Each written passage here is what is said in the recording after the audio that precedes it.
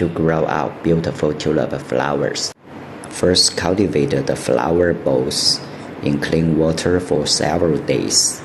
When the flower bulbs grow out more roots, we can repot them into a big container. Second, find a big container and put some soil into the container. Third, dig a 3 cm deep hole in the middle. Then bury the flower bulbs into the hole. Please remember, the flower bulbs should be covered completely. Several days later, when the flower bulb grow out leaves and grow very well, you can move to a big container. In the beginning, you can give water once every week to keep soil moist. When blossom, you can give more water.